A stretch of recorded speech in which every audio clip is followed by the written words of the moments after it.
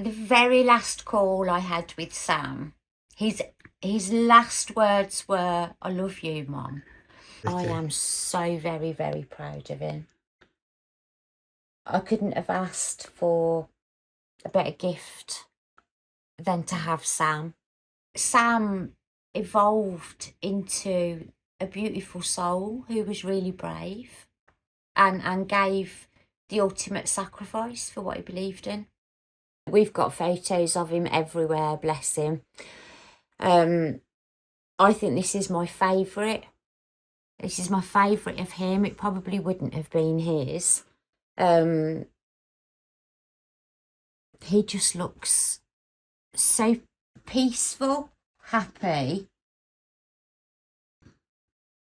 and defiant.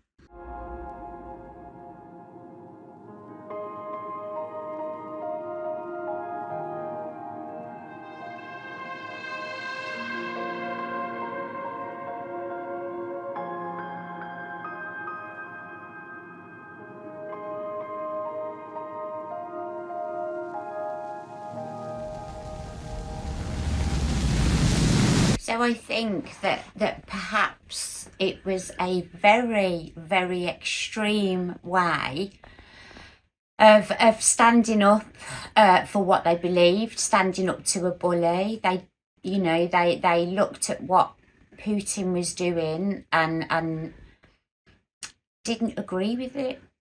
It was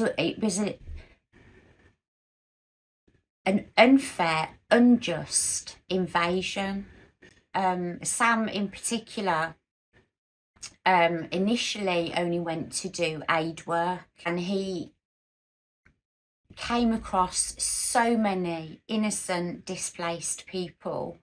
His passion and conviction to fight for freedom and democracy compelled him to go a bit further and join the military. During the Second World War, the world knew what was happening to the Jewish people. And he said, and they turned their heads away, and I can't do that. So I think Sam and Dan have this deep conviction to stand up for what they believe is right. And that's what they've done. Very extreme, but that's what they've done. I don't think that you can teach somebody to have an exceptionally deep moral compass. I think it's either there or it isn't. So I'm taking no credit at all for that. I've lost a son, two went, one came back. That's hard. That emotionally, that's crippling. And it's a gap that will never be filled. It will always be there. Somebody, one of the military personnel who knows Daniel personally, contacted Daniel on the evening of the 30th of August 23 and let him know that Sam had been killed in action. And then I wasn't at home, but I got a message to say that I needed to come home straight away. And then when I got home, it was like being in the Twilight Zone. It just wasn't real. And one of my initial questions was, are you sure it's Sam? Are you sure? Have they got the right person? But unfortunately it was Sam. A really difficult moment. In fact, a few difficult life from then on. Not long after we lost Sam, we had notification from one of his unit to say that Sam had been awarded a medal that's called, it's a commendation for courage, and it's a medal that non-military Ukrainians get. So we were really, really touched. It was so lovely, and it was awarded by a chap with named Budanov, who is the head of military. So that was nice. And then just before Christmas just gone, we had notification that Sam had been awarded another medal, and that is Medal of Courage. And that's a really special one because it obviously it was awarded by Zelensky, which was really nice. Yeah.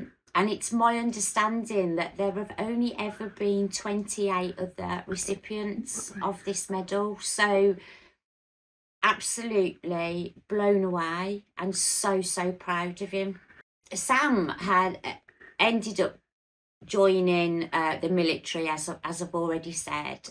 He gained a promotion. I think it was around the June time. He went on a mission. It was his first mission where he was leading the troops.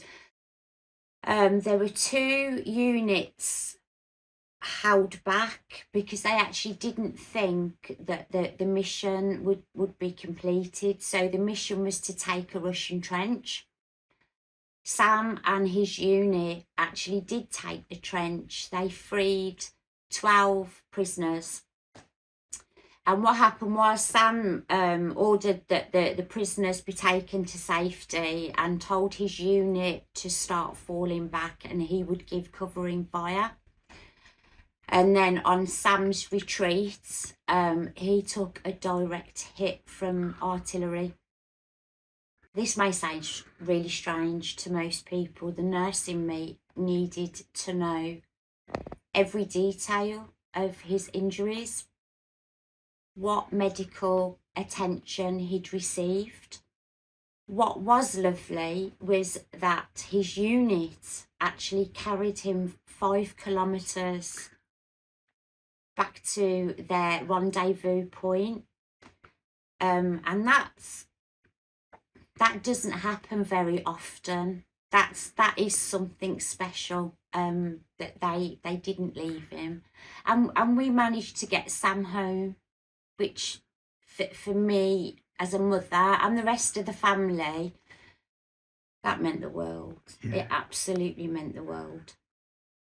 There must be such a deep, strong bond between brothers in arms.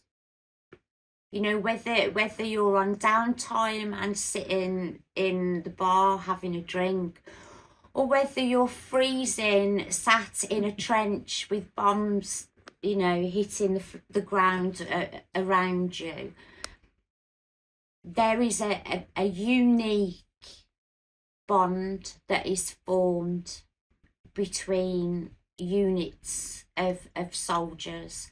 And he was, you know, he was a young man with no military experience, wasn't in the army, yet he was honoured like a soldier, like the soldier that he was, because he was a soldier, and he died fighting for what he believed, an absolute deep conviction and belief in what he was doing. His quote was, "If I die, don't be upset, because I will grow into a beautiful flower, and there is nothing sad about a beautiful flower," which I thought that's quite profound for a young man to say.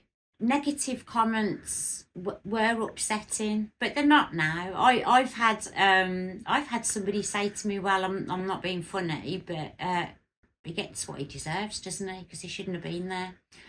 So if I take those two comments, Sam knew exactly what he was doing. I've been blessed with exceptionally intelligent young men, and I really have. I don't know where they get their intelligence from. I'd like to say me, but I don't think so. Nothing is done half-hearted. Everything is researched. Everything. In a war that most people think isn't anything to do with us. Because I hear that quite a lot. It's nothing to do with us. It is, but sometimes you can't explain to people why it's important that Ukraine don't fall. You know, they're fighting for themselves and the rest of Europe.